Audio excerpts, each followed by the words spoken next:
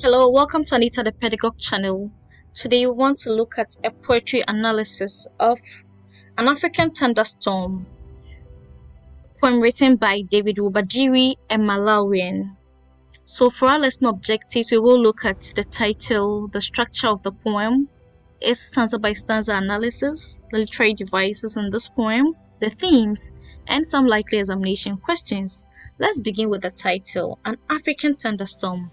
This title suggests that this poem is going to describe a thunderstorm, and because it's African thunderstorm, it is a thunderstorm that is occurring in African continent. Let's move on and look at An African Thunderstorm poem. From the west, clouds come hurrying with the wind, turning sharply here and there, like a plague of locusts whirling, tossing up things on its tail, like a madman chasing nothing. Pregnant clouds rise stately on its back, gathering to perch on hills like sinister dark wings. The wind whistles, by the trees bend to let it pass. In the village, screams of delighted children toss and turn. In the din of the whirling wind, women, babies clinging on their backs, dart about in and out, madly. The wind whistles by, while trees bend to let it pass. Clothes wave like tattered flags, flying off to expose dangling breasts as jagged, blinding flashes bramble, tremble, and crack amidst the smell of fire smoke and the pelting march of the storm. Let's look at some unique features of this poem. 1. It is a free verse poem with 4 stanzas and 32 lines. And as you can see, this poem doesn't have a rhyme scheme.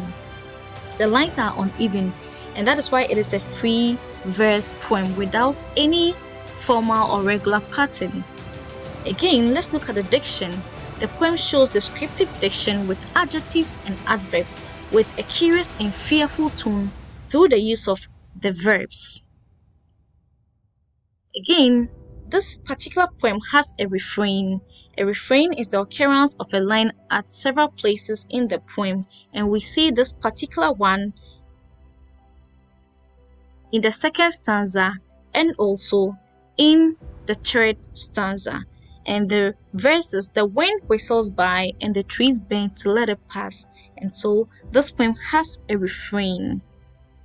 The poem can also be said to be an allegory for the impact of Western colonial powers on Africa in the way that it reflects the poet's personal perspective as a Malawian, an African who has written a lot about colonialism.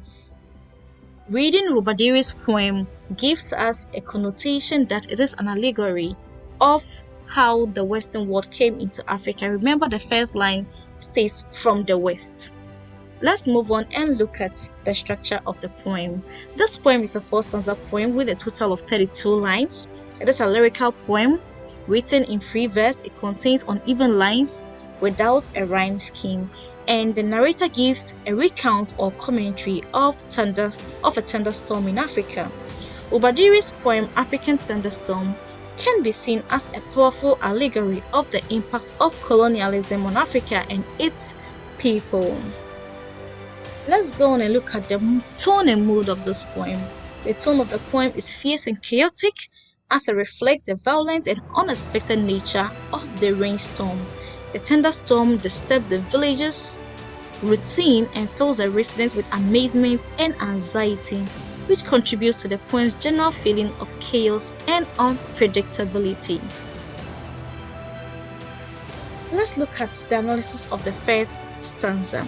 In the first stanza, Rubadiri describes the clouds coming from the west, hurrying with the wind or storm and turning sharply like a plague of locusts. It whirls and tosses, and this is compared to a madman chasing nothing, which creates a fearful scene. And also, this can be seen as a metaphor for the Europeans or the West arriving in Africa, bringing their culture and way of life which is foreign to the African people. In stanza 2, we see that Rubadiri describes the cloud as a mystical bird, that is, pregnant clouds riding stately on the back of the wind, gathering to perch. It's a bird that usually will perch somewhere on hills like sinister dark wings. So sinister dark wings also gives us the connotation as if it is it's a huge bird. The influence of the wind is so strong that it whistles and causes the trees to bend. This also forebodes an impending heavy rain that causes a lot of destruction or a disaster due to the expression of sinister dark winds.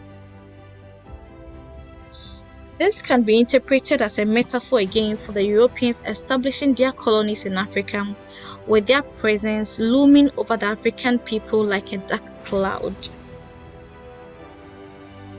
In stanza 3, we realize that the narrator describes the screams of delighted children and the chaos caused by the whirling wind in the village.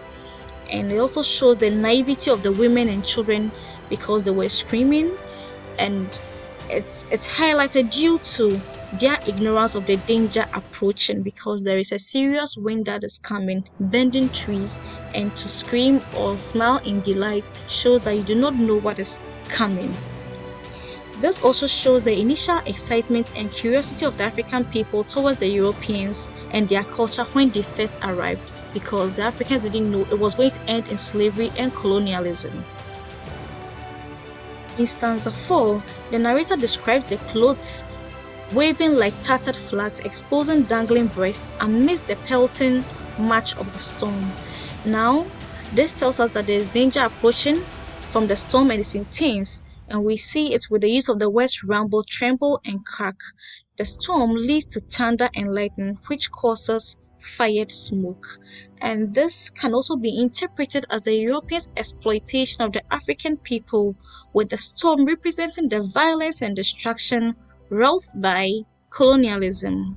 And tattered flags here shows the destruction of African countries, because flags represent nations, and to expose dangling breasts reveals the suffering of women and the vulnerable. Also, the use of weapons and firearms is also seen with the use of the phrase fired smoke.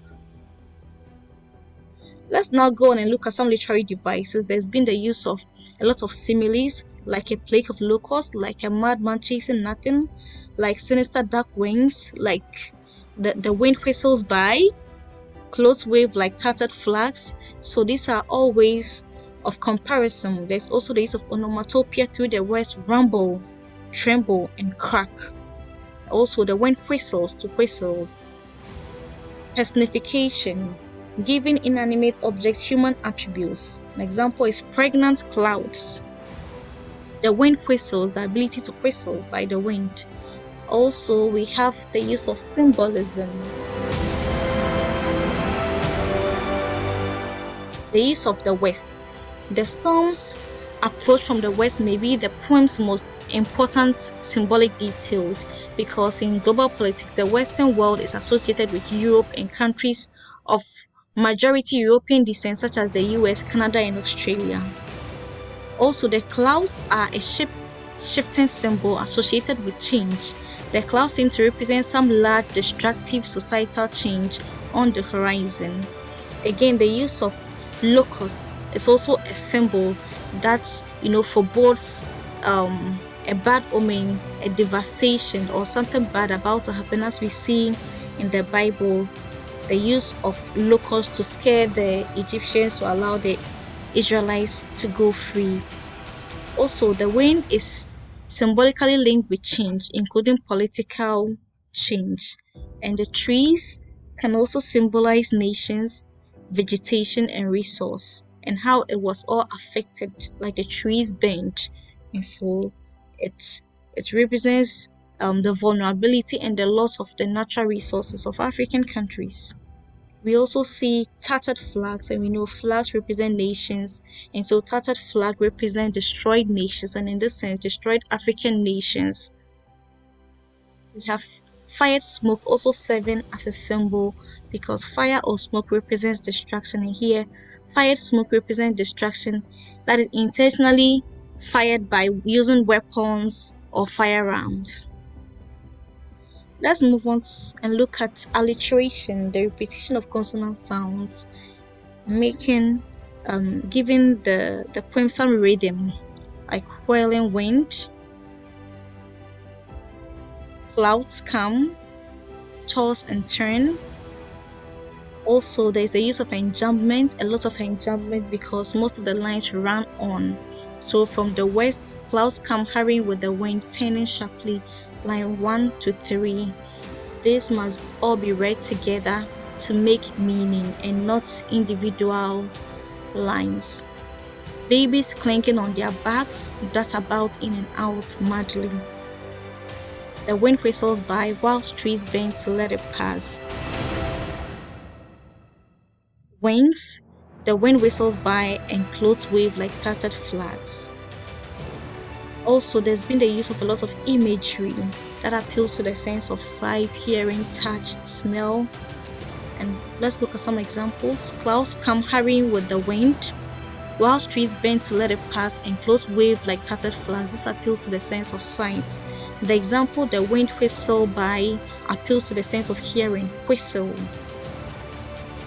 To expose dangling breasts as jagged blinding flashes. This appeals to our sense of sight. Rumble, tremble, and crack also appeals to our sense of hearing. Amidst the smell of fire smoke appeals to our sense of smell. Metaphor. Clouds come hurrying with the wind, turning sharply here and there, since the coming of the West into Africa for colonialism. Let's move on and look at the themes. So one theme is the power of nature. The poem portrays the thunderstorm as a force of nature that is awe-inspiring and terrifying. The clouds are described as pregnant and sinister, and they gather on the hills like dark wings. The wind whistles by and the trees bend to let it pass. So the thunder and lightning are described as jagged blinding flashes that rumble, tremble, and crack.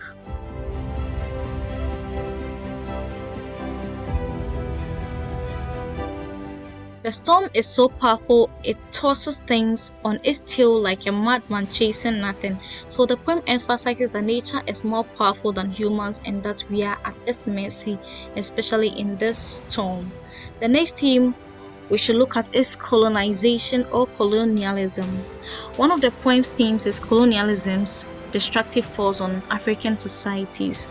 The thunderstorm in the poem symbolizes the arrival of the Europeans, who are compared to a plague of locusts and a madman chasing nothing.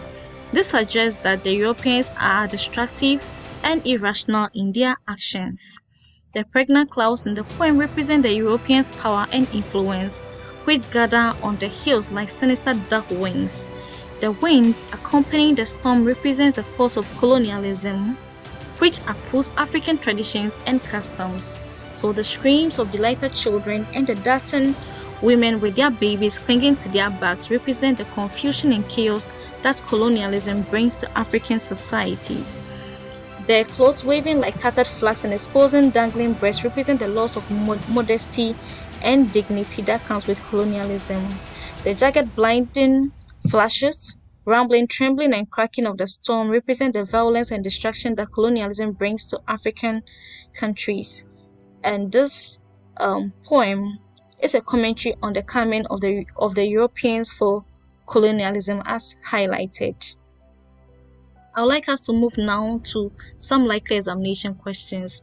How does the poem convey its message about European colonization in Africa? What is the tone of the poem? What is the significance of the clouds in the poem?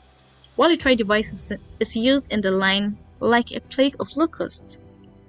What is the significance of the jagged blinding flashes and the smell of fire smoke in the poem? What is the overall mood of the poem? What is the effect of the thunderstorm on the atmosphere in the village? What is the reaction of the woman in the village during the thunderstorm? What do the sinister dark wings refer to in the poem? How does the poem relate to Europeans coming into Africa? I hope you'll be able to answer these questions. Do like, share, comment, and subscribe to this channel. Don't hesitate to let me know what poem or literature book you'd want me to do an analysis video on.